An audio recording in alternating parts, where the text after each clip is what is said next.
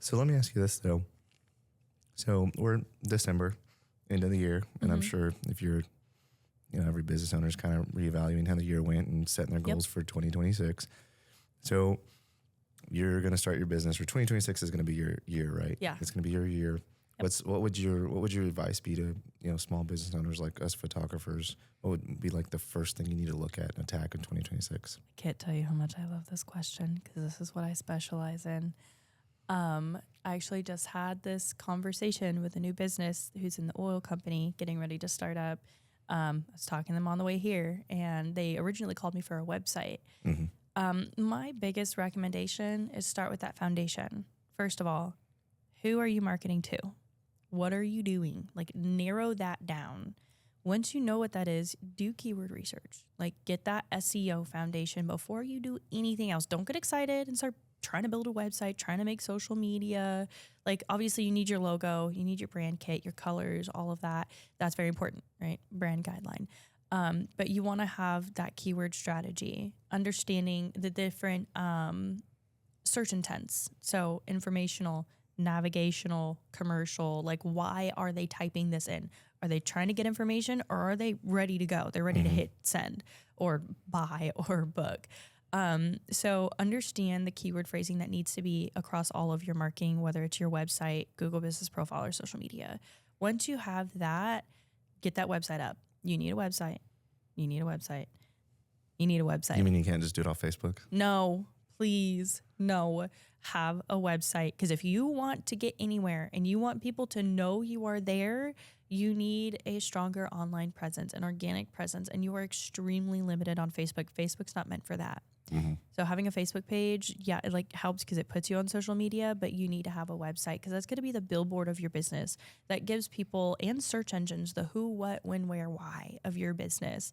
Not only that, but again, if you're a coffee shop and you only have a Facebook page, or you're a restaurant, oh my gosh, I see this in so many restaurants. In Midland alone, they don't have a website. They just have a Facebook page. Nail salons, they don't have a website. They just have a Facebook page.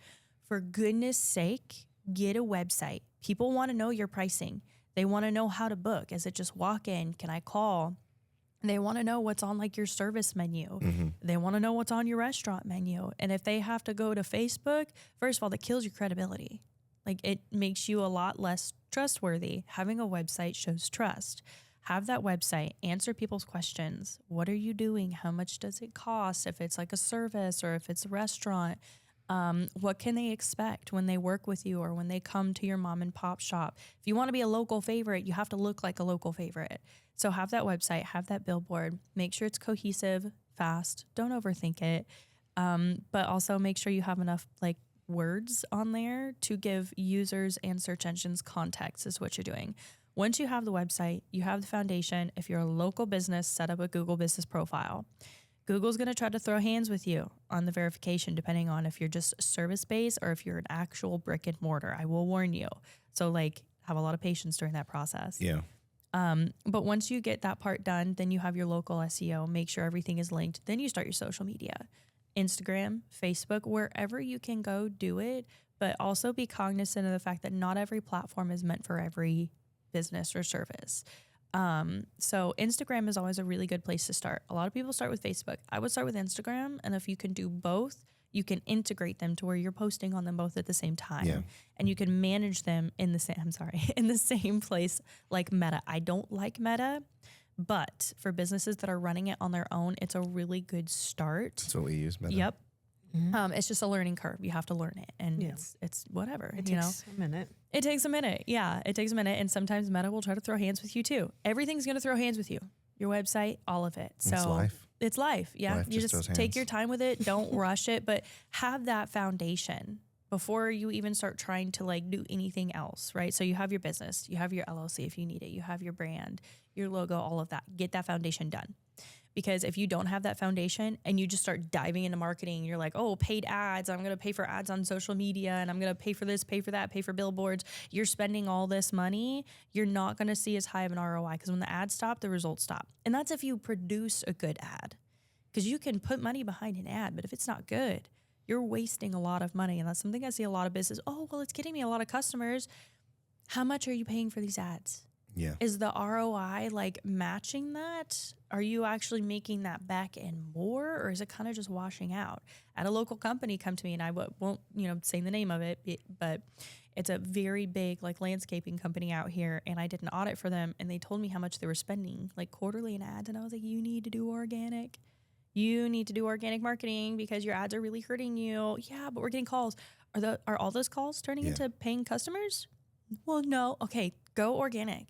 At least if they don't convert, you did not just spend like hundreds of dollars just to get them to click call. You want to start with organic marketing. When you have that foundation, it's going to support the organic marketing, and you're going to see long-term results without having to spend an astronomical, well, ads are cheaper than professionals. No. You're going to be paying those ads for the rest of your life, and you don't even know if you're going to make more than what you are paying for those ads. That does not make sense. But if you pay someone to help you with organic marketing, they're going to help you 10x your business. If they're good at what they're doing, they're going to help you 10x your business. And now what you are paying them is literally nothing compared to what you are making back, because you're actually getting the right marketing and you're getting the right people through the door. So have that foundation set up. Ask questions. Ask a professional. You don't have to hire them yet if you don't want to, right? Because a lot of businesses, I understand the cost of business is high, especially for a brand new one who hasn't even started making a profit. Have that foundation.